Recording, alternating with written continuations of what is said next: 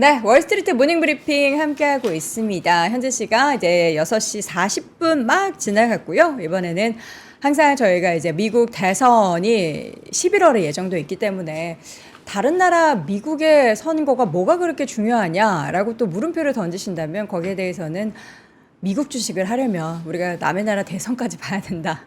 경제에 또 다 영향을 미치기 때문에 봐야 한다. 그래서 저희가 2주마다 또 업데이트 해드리고 있습니다. 연세대학교 통일연구원 봉영식 박사 모시겠습니다. 박사님 어서 오세요. 안녕하십니까. 네.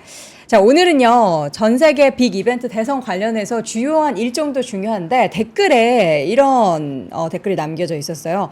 박사님, 미국이 직접 선거를 하지 않는 이유는 뭘까요? 또 국민들이 직접 선거를 하지 않는 것에 대한 그 생각은 어떤지 궁금합니다. 그러니까 우리나라와 선거의 방식, 투표의 방식이 다르다 보니까 이걸 왜 그렇게 하는 거지? 그리고 국민들은 여기에 대해서 어떻게 생각하지를 궁금해 하시더라고요. 그렇죠. 여기에 대한 좀 답변 좀 부탁드립니다. 이제 미국의 역사적 배경을 알면은 그 이해하시기가 쉬울 겁니다. 네. 그 우리 입장에서는 왜 이렇게 복잡하게 하는가 생각할 수 있지만 네. 미국 사람들이 그 역사적 배경 그리고 과거에 만들어졌던 이 사람들의 합의를 생각해 본다면 이것은 가장 합리적인 지도자 선출 방식이라고 미국 사람들이 아직도 생각하고 있어요. 네. 뭐냐면은 이 이름을 봐야 되는데 미국의 이름이 미연 합중국이지 않습니까? 그쵸. 그러니까 아메리카라는 United States of America, 그러니까 아메리카라는 지역에 위치한 states 국가들이 United 연합돼 있는 거예요. 우리나라는 그냥 단독 그 주권 국가지 않습니까? 네. 대한민국. 하지만 미국 입장에서는 대한민국 여러 개가 합쳐진 연방주의를 하는 연합 국가 연합체인 것이죠. 그래서 이제 그 처음에 미국으로 이민 온 사람들이 그 전제 군주 그리고 종교의 자유를 박해하는 그런 군주제가 싫어서 왔는데 네. 우리가 어떻게 조화롭게 개별 그 국가들로서 살 수가 있을 것인가를 고민을 많이 했죠. 그래서 그 독립되면서도 하나로 조화를 이루어서 사는 그런 정치체를 만들어야겠다. 이것이 미국의 이제 파운딩 파더즈의 그 목표였어요. 그래서 네. 미국 그 주화 동전을 보시면은 거기에 새겨져 있는 것이 뭐냐면 이 프리비오버스 운룸, 그러니까 여럿으로 이루어진 하나, out of many one. 그러니까 여럿이 독립적으로 있지만 또 하나라는 것이에요. 그래서 독립국가인 각 주들이 결합한 연합체가 미국이기 때문에 각 주의 그 독립 국가로서의 특성을 살릴 수 있는 그런 정치 제도가 필요했다는 것이죠. 지도자를 선출할 때도. 예를 들어서 만약에 우리 아시아가 유럽 연합의 그런 경로를 택해서 아시아 그 연방주의라는 그 United States of Asia가 생긴다고 해봐요. 네. 그러면 거기에 뭐 중국도 있고 대만도 있고 우리나라도 뭐 있고. 우리나라도 있고 일본도 있는데 네. 중국에서 우리 지도자 그 의회 뭐 대통령 선거를 어떻게 할래? 인구 비례대로 하자. 그렇게 할 수 있잖아요.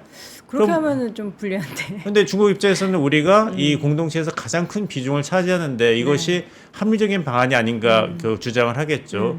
근데 우리 입장에서는 우리만의 이제 독특한 역사, 문화가 있는데 그쵸. 왜 그것을 그 중국이 흡수하려 그러냐? 네. 이것은 우리의 이제 건국 정치인에 위배된다 이렇게 주장을 할 수 있는 것이죠.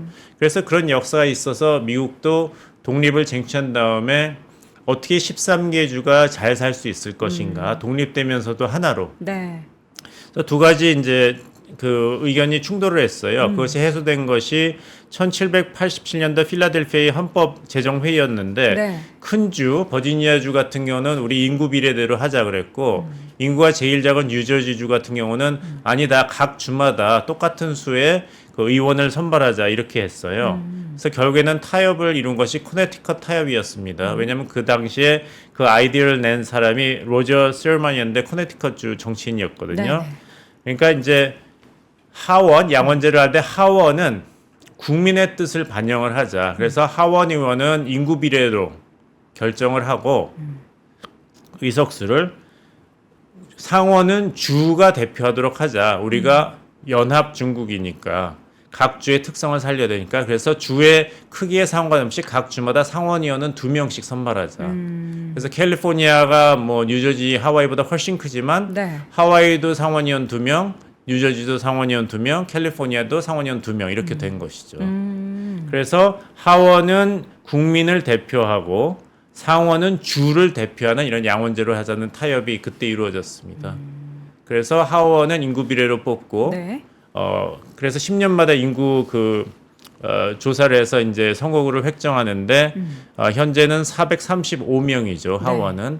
하지만 상원은 각 주마다 2명씩이니까 딱 100명인 것이죠. 그래서 큰 주라고 과대평가돼서도 안 되고 작은 주라서 무시돼도 되지 않지만 또 전반적인 인구 분포도 반영을 해야 된다 해서 이런 상하원의 이제 차이가 있는 제도를 한 것이고 이것이 이제 선거인단에도 반영이 되게 돼 있어요. 네. 왜냐하면 선거인단 숫자를 결정하는데 이 상하원 의원 숫자가 기준이 되기 때문입니다. 그러니까 각 주마다 상원의원 더하기 하원의원 숫자를 한 것이 선거인단이에요. 그러면은 이게 말씀해 주신 것처럼 하원 같은 경우는 인구 비례가 되기 때문에 그 인구가 많은 쪽에 그렇죠. 있어서 그래서 지역이 가장 중요하네요. 많은 주가 선거인단이 가장 많은 주가 인구가 많은 캘리포니아, 네. 텍사스 이런 순서죠. 펜실베니아, 플로리다. 그래서 이 주를 잡는 것이 중요하죠. 대선 후보에서 굉장히 중요한 것이죠. 왜냐하면 워싱턴 D.C. 같은 경우는 뭐 선거인단이 뭐 세 명밖에 안 되니까요. 그런데 이쪽은 전체 83명의 이제 과반수에 접근을 해야 되기 때문에 그래서 270명 절대 과반 득표 선거인단을 획득한 후보가 대통령 당선되지 않습니까? 그래서 우리가 미국 방송이라는 언론이 보면은 Race to 270, 270을 향한 도전, 경선 이런 얘기를 계속하는 네, 거예요. 네. 그래서 괴리가 생기는 것은 대선 후보가 그냥 일반 투표에서는 더 많은 투표를 했어도 네. 선거인단 확보에서는 뒤져서 선거에 지는 사례가 있죠. 그쵸. 2000년 알고 민주당 후보와 조지 W. 부시 공화당 후보 사이에서도 그랬지만 네. 제일 유명한 것은 아무래도 2016년 대선에서 힐러리 클린턴 후보가 트럼프 공화당 후보보다 2.1%더 일반 투표에서는 득표를 많이 했는데도 그렇죠. 선거인단에서는 트럼프가 304명, 힐러리 클린턴 후보가 227명을 확보해서 트럼프 후보가 대통령으로 당선됐죠. 네. 여기에 대해서는 여러 가지 비판이 많은데 이 지지하는 쪽에서는 우리가 왜 어떤 나라로 살기로 합의를 했는지를 생각해야 된다. 우리는 미현합 중국이기 때문에 그냥 독립된 국가가 아니라 각 주의 특성에 반영되는 정치 연합체, 공동체이기 때문에 그것을 무시해서는 안 된다. 각 주의 목소리가 승자독식 제소지만 선거인단에 반영이 돼야 된다. 근데 반대하는 주는 네브라스카랑 메인은 아니다. 이것을 퍼센티지대로 나눠서 반영을 한다는 주가 2개는 있습니다. 하지만 아직까지도 우리의 나라를 세운 국부들의 그런 의견을 계속 충실히 반영을 해야 된다. 그래서 이렇게 선거인단 제도를 계속 유지하고 있는 것입니다. 네.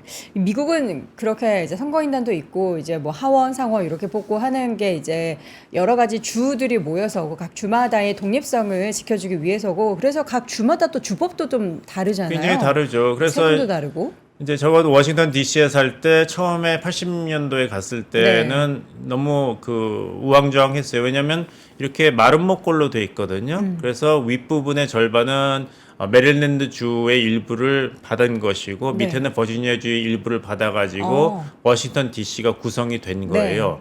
근데 워싱턴 D.C.는 주가 아니기 때문에 상원의원이 없어요. 그거 어떻게 되는 거예요? 그래서 상원의원이 없어요. 워싱턴 D.C. 출신 하원의원만 상원, 있어요? 예, 하원만 있어서 그래서 그때 이제 차량 번호판에 보면은 그걸 빗대 가지고 왜 그런 말이 있지 않습니까? 대표 없는 곳에 과세 없다. 이렇게 막 미국 사람들이 영국에 대해서 항의했잖아요. 네. 그래서 차량 번호, 워싱턴 DC의 차량 번호판을 보면 그런 재밌는 말도 붙여놨어요. 우리 상원의원이 없는데 대표권 없는데 왜 세금을 자꾸 내라 그러냐. 그런 얘기도 했거든요. 근데 워싱턴 DC가 미국의 수도가 된 것도 사실 처음부터 결정된 건 아니고 네. 독립을 한 다음에 이제 필라델피아에서 회의를 하면서 그러면 우리 수도를 어디로 정할까 했을 때 처음에 뉴욕이었어요. 그래서 뉴욕이 그 당시 가장 큰 도시였고 네. 근데 이제 거기서 또 의견이 충돌하게 된 것이 이제 전쟁을 치렀는데 전쟁 부채가 쌓였지 않습니까? 네. 그 당시 환율 돈으로 한 5천만 불이었는데 지금 같으면 뭐 앨런 머스크나 뭐 빌 게이츠가 쉽게 갔겠지만 그 당시에는 어마어마한 돈이었죠. 네. 그래서 그 전쟁 채무를 어떻게 처리하느냐 문제를 가지고 정치인들끼리 충돌을 했어요.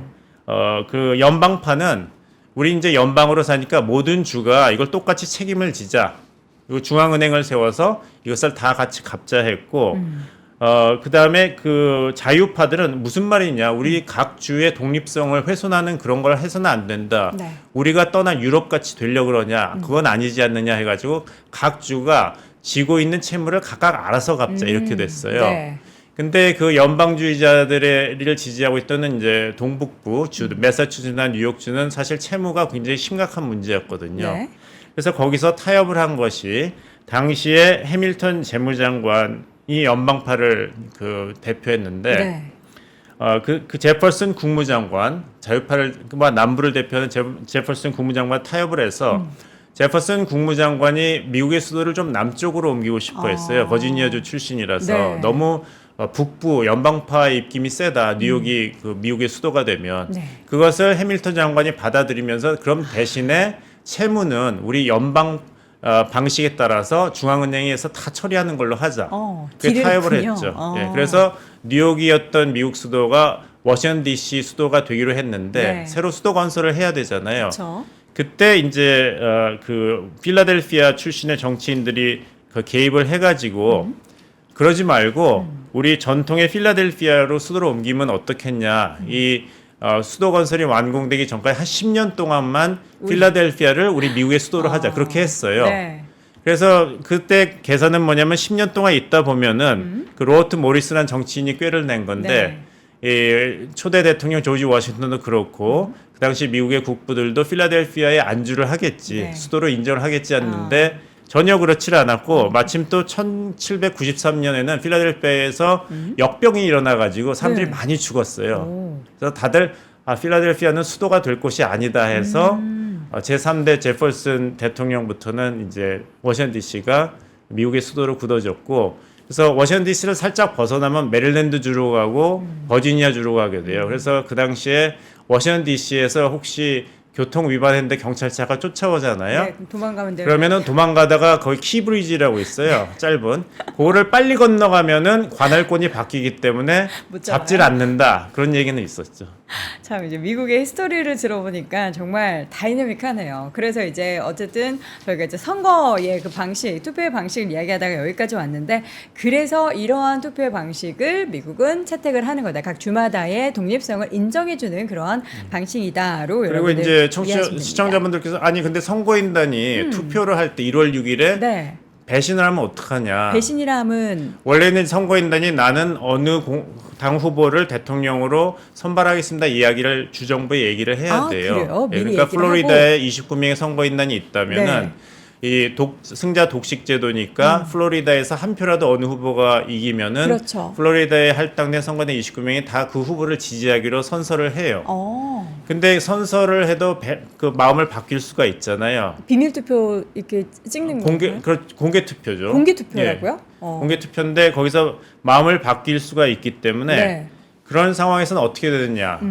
그 처벌 규정은 있습니다. 마음을 바꾸면은 예. 처벌을 합니까? 예. 네. 근데 그 사람의 그 마음을 바꾼 투표가 무효가 되느냐에 대해서는 아직 대법원 판결이 없어요. 근데 처벌은 하지만 무효표는 아니다. 그럼 처벌의 뭐 수위가 좀 약한가 봐요? 그렇지는 않은데 이제 네. 선거인단의 그런 정치적인 확신에 따라서 이제 다를 수가 있는데요. 그런 경우가 한 번 있었어요. 2000년도에 워싱턴 DC 선거인단 구성이었던 바바라 레트시몬이 그 원래는 그 알고 후보를 지지해야 되는데 워싱턴 DC가 알고가 이겼으니까 거기 상원의원이 없다는 말씀을 드렸잖아요. 네. 거기에 항의하는 뜻에서 그냥 기권을 했어요. 오. 하지만 이제 선거 결과가 어차피 공화당 후보가 이긴 걸로 됐기 때문에 문제는 안 됐는데 네. 그래서 이제 지난번 선거를 이제 트럼프 그때 당시 공화당 후보 대통령은 이 조작된 선거다 무효라고 했지 않습니까? 네. 그래서 그 선거인단에 압박을 가했죠. 양심에 따라서 투표를 해라. 비록 승자 독식의 원칙을 지키겠다 선서를 했지만 조작된 대선 아니냐. 그러니까 이 선거가 무효다라는 선서를 해라고 했는데 선거인단 중에 한 명도 그 트럼프의 지시를 따르질 않았죠. 네. 그래서 바이든 대통령이 그 대통령으로 인정을 받았고 또 당시에 뭐냐면은 그 선거인단의 그런 대통령 선출을 주재하는 사람이 상원의 그 부통령입니다. 그때 마이크 펜스. 네. 그래서 트럼프 당시 대통령이 마이크 펜스 부통령을 불러서 당신 이 선거가 조작된 걸 알지 않냐? 그러니까 당신이 주재자로서 이것을 인정하지 말아라. 새로운 대통령, 부통령을 공표하지 않으면 된다 했는데 마이크 대통령 당시 부통령이 고민을 하다가 나는 양심과 헌법에 따라서 의장직을 수행해야 된다고 그러고 그 당시에 이제 선거 결과를 공식적으로 추인을 했죠. 그래서 그 이후로 트럼프 대통령은 마이크 펜스를 배신자로 낙인을 찍었고 마이크 펜스 부통령이 이제 정치가도는 이제 벽에 막혔죠. 이런 역사적인 내용을 쭉 한번 정리해 보는 시간이 그래서 필요했는데 1월 6일에 폭도들이 의사당으로 그걸 멈추려고 들어간 겁니다. 그 난리가 난 게 예, 선거인단 바로 그 표를 계산할 때. 너무 이 방대한 양을 오늘 정말 우리 공 박사님께서 짧게 정리해 주셨는데 저희가 중간중간에 한번 댓글이나 이런 시청자분들의 질문이 있으면 이런 내용도 한 번씩 좀 풀어보는 시간 가져보면 좋을 것 같습니다. 최근에 이슈를 좀 이야기를 하자면 최근 이제 중동에서 확전 우려가 나왔잖아요. 이제 이스라엘과 이란과의 이런 좀 안 좋은 지정학적 리스크가 불거지면서 이때다 싶어가지고 트럼프는 내가 대통령 했을 때는 이런 전쟁 없었어. 바이든이 지금 대통령 하기 때문에 그런 거야 하면서 요거를 선거에 좀 많이 이용을 하더라고요. 예, 아무래도 그렇습니다. 이제 확전이 되면 될수록 트럼프는 기분이 좋겠죠? 예, 그런데 이제 트럼프도 이제 네타냐후랑 그 브로맨스 네. 그런 관계가 오래 있었기 때문에 네타냐후 내각이 이 그 팔레스타인 민간인 그런 희생자를 계속 발생시키면서도 강경책으로 나가는 것에 무조건적으로 계속 지지만을 할 수가 없어요. 또 이스라엘 이란 확전이 된다면은 그것도 굉장히 미국 그 국익에는 치명적이기 때문에 그 수사를 좀 조절할 필요가 있고 네. 말씀하신 대로 이제 트럼프 후보는 이것이 바이든 대통령이 이란에 유약하고 굴복한 결과라는 얘기를 예전부터 많이 했어요. 그때도 뭐라 그랬냐면은 이런 공격이 가능했던 것은 바이든이 유약하고 굴복한 결과. 내가 대통령이었을 때는 이란의 최대 압박 정책을 펼쳐서 이란은 통제 가능했고 당시 이란 정부가 테러 대리인들에게 $2씩 모아주지도 못할 정도 파산 상태였다 이런 얘기를 했거든요. 근데 이번에 이제 확인된 것은 미국만이 중동의 안정을 가져다 줄 수 있다는 것이었잖아요. 비록 이 네탄야후 정부와 이스라엘군이 시리아 내에 있는 이란 대사관 공격을 막지는 못했지만 거기에 대한 이란의 이제 드론 공격 300여 발의 공격을 그 이스라엘의 이제 미사일 방어 체제가 99% 요격을 했잖아요. 그것은 미국이 이란의 움직임에 대한 실시간 정보를 정확하게 이스라엘군에게 전달했기 때문에 격추가 가능했던 것입니다. 네. 그리고 이란 입장에서도 그런 식으로라도 이스라엘에 대한 보복을 해야지 국내에서 왜 우리는 가만히 당하고만 있냐는 여론을 달랠 수가 있었던 그렇죠. 것이죠. 그러니까 미국이 없었으면 이런 그 확전 방지가 어려웠을 거라는 건 이번에 드러났어요. 당시 그리고 트럼프도 대통령을 재직할 때 똑같은 행동을 했습니다. 뭐냐면은 당시에 이제 트럼프가 2019년에 공해상에서 정찰 중이던 미국의 드론 있잖아요. 글로벌 호크 정찰기가 이란에 격추되었습니다. 1억 3천만 달러짜리인데요. 그래서 의회에서는 트럼프 대통령에게 이란에 대한 보복 조치를 취해야 된다 했는데 확전이 있을 수 있기 때문에 당시에 트럼프 대통령이 뭐라 그랬냐면은 이란에서 누군가 실수를 했을 것이다. 드론에 사람이 타고 있었던 것도 아니고 이건 굉장히 큰 차이기 때문에 여기서 멈추자고 했어요. 네. 하지만 나중에는 그 이란의 그 넘버 2였던 거셈 솔레이마니 장군을 바그다드 공항에서 드론 공격을 해서 사살을 했죠.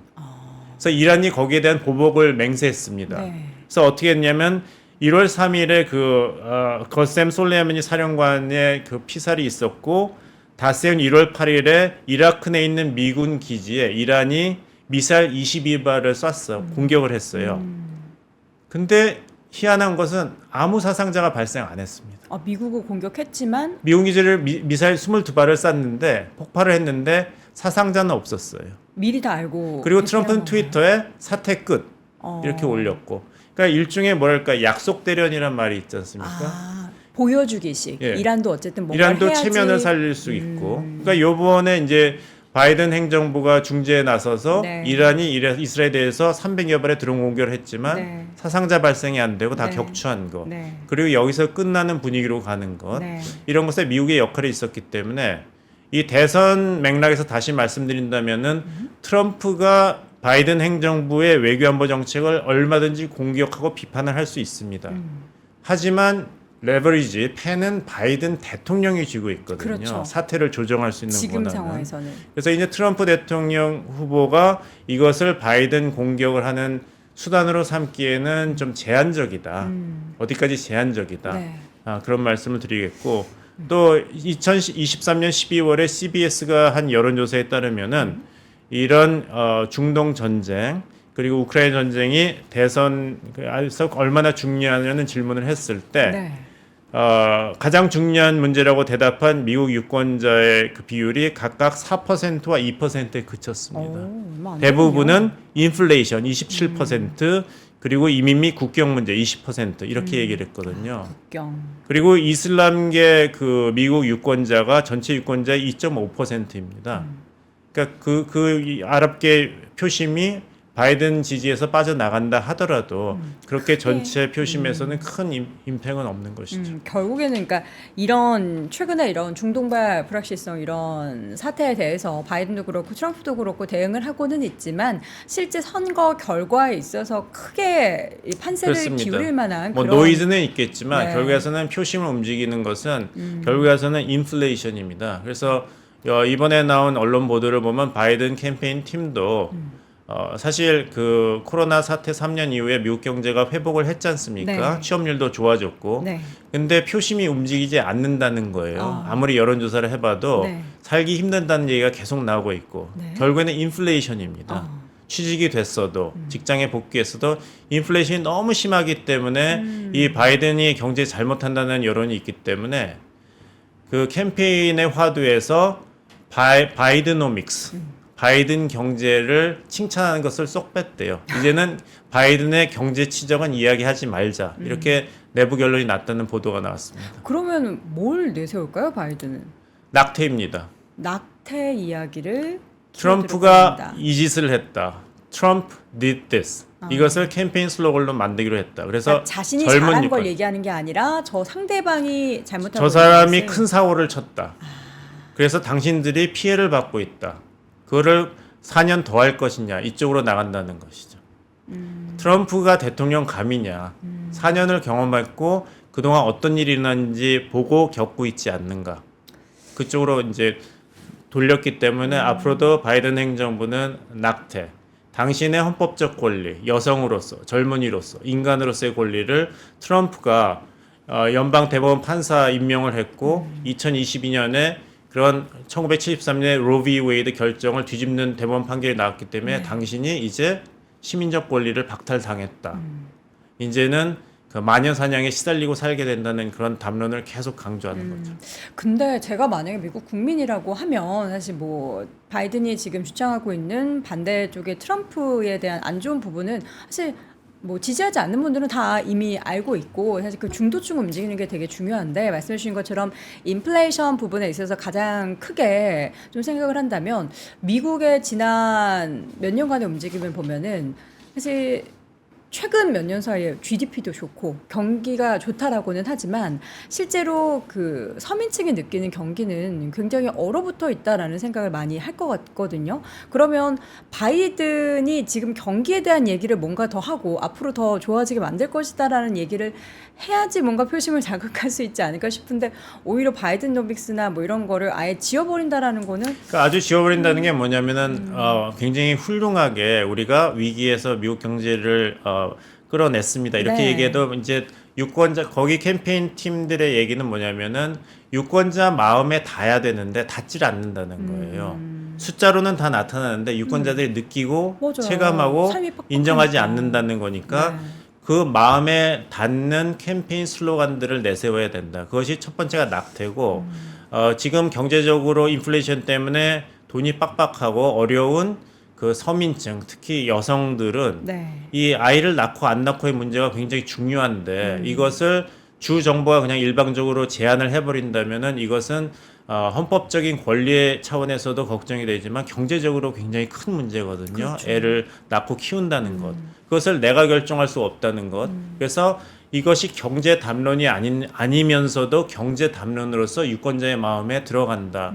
이런 진단을 했다는 보도가 나오고 있습니다. 실제 최근에 그 2주 사이에는 어떻게 좀 여론조사 결과가 많이 뭐 달라지진 않았죠? 달라지진 않았습니다. 그렇지만 이제 캠페인 측에서 그 좀 더 이제 구체적인 어떤 그런 슬로건을 내세울 것인가, 어떤 이슈를 부각시킬 것인가 여기에 대해서는 여러 가지 흥미로운 이제 변화가 있는데 이건 또 말씀드릴 수 있는데 네. 결국에는 이제 바이든 캠페인 팀의 이제 수장이 이제 제니퍼 오말리 딜론입니다. 네.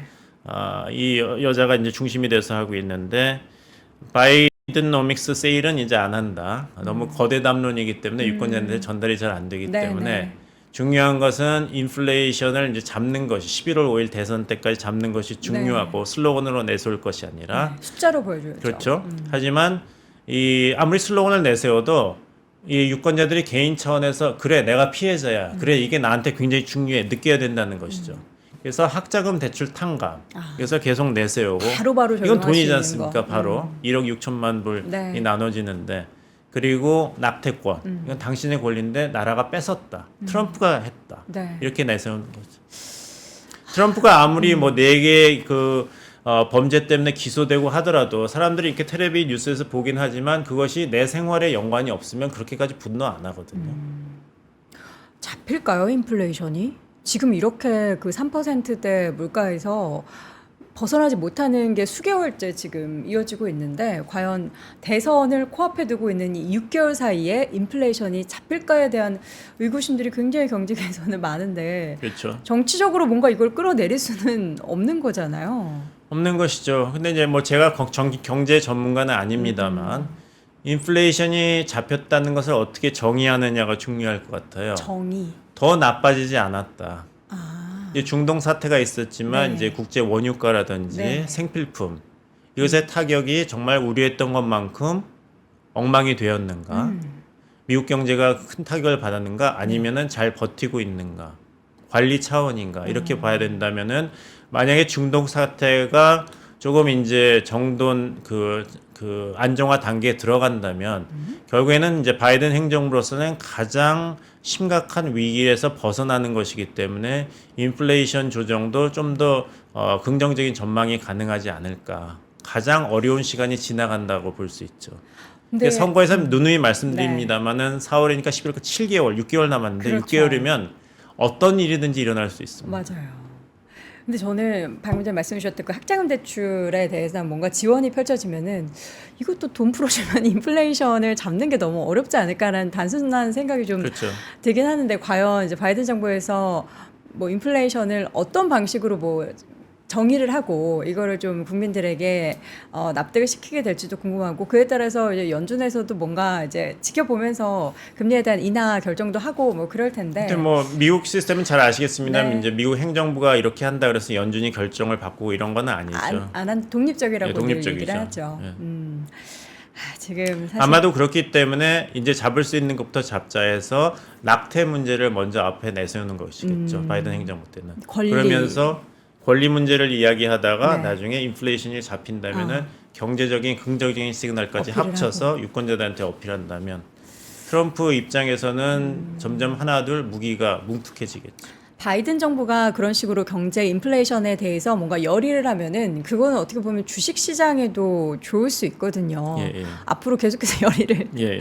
좀 했으면 좋겠다라는 생각이 드는데 원래 오늘은 러닝메이트 이야기를 하려고 했었는데 저희가 앞에 그 선거 관련한 내용을 얘기하고 경제 얘기하다 보니까 시간이 너무 많이 흘러갔습니다. 마지막으로 지금 최근에 우리 봉 박사님이 보시는 대선 관련해서 가장 주요한 게 좀 화두로 떠오르고 있는 이슈는 뭐라고 생각하십니까? 이제 트럼프 후보자가 네. 이 여러 가지 그 사법 리스크 때문에 그렇죠. 선거 캠페인에 자기가 활동을 할 수가 없어요. 이게 절대 시간을 뺏기고 있습니다. 네. 이게 법원에 출두를 해야 되니까 이런 것이 그 자주 뚜렷이 이제 언론에 보도가 되고 수치로 잡히진 않지만 네. 트럼프 캠페인 입장에서는 굉장히 치명적인 발목을 잡는 현상이다. 여기서 빨리 벗어나야 된다. 네. 하지만 이것이 불리하게 작용하고 있는 것은 확실하다. 이런 말씀을 드리겠고 네. 부통령 후보에게는 저도 준비한 게 있어서 2주 후에 네. 서두에서 제가 좀 역사적으로 부통령 후보 때문에 망한 대통령 케이스. 후보 케이스라든지 여러 가지 맥락을 좀 자세히 말씀드리겠습니다. 트럼프의 이 사법 리스크 같은 경우에는 사실 이 법적 공방이라는 게 하루 이틀 사이에 끝날 문제는 아니고 시간을 못 쓰지 않습니까? 네. 지금 나가서 유권자들을 만나야 되는데 코트룸에 법정에 앉아 있어야 되니까요. 앉아 있는 것도 그렇고 거기에 대해서 계속 또 바이든 쪽에서는 이야기를 하고 언론 보도가 펼쳐지면은 트럼프 입장에서는 이건 뭐 나에 대한 위축되진 마녀 않겠지만 사냥에 대한 얘기를 하는데 이게 계속 진행이 되기 때문에 네. 어떻게 마녀 사냥인지에 대해서 반박을 할 수 있기는 굉장히 어렵죠. 이게 뭐 우리나라도 그렇고 미국도 그렇고 이런 부분에 있어서는 뭔가 좀 닮은 부분이 있어서 좀 씁쓸하기는 한데 어쨌든 그래도 지금도 여전히 여론조사 결과는 거의 반반인 거잖아요. 그렇죠. 바이든과 트럼프 바이든 계속 엎치락뒤치락 하고는 있는데 각각이 주장하는 바가 굉장히 달라서 우리는 여기에서 사실 저는 이게 경제적인 측면, 그러니까 주식적인 측면에서 봤을 때는 어떻게 보면 이제 바이든이 주장하는 내용이 좀 잘 시장에 적용이 됐으면 하는 그런 바람이 있는데 바이든도 이렇게 그렇죠. 강력하게 하지는 못하고 있는 거고 연준이랑 너무 동상이몽인 것 같아가지고 이러한 의미도 어떻게 나타나게 될지도 궁금합니다. 오늘 우리 시청자분들의 질문에 의해서 선거 내용도 쭉 말씀해 주셨는데 2주 뒤에도 저희가 혹시라도 그런 내용이 있으면 또다시 전달을 드리도록 하겠습니다. 여러분들이 궁금해하시는 미 대선 관련한 이야기들 2주에 한 번씩 업데이트해 드리고 있고요. 저희는 봉 박사님 또 2주 뒤에 다시 뵙도록 하겠습니다. 글로벌 인터뷰 오늘 이 시간 연세대학교 통일연구원 봉영식 박사 함께했습니다. 고맙습니다. 감사합니다. 박근영, 이선영, 사경인, 염승환 투자 마스터들의 세심한 케어로 건강한 투자 습관을 만드세요. 3프로 멤버십 3프로 앱에서 확인하세요.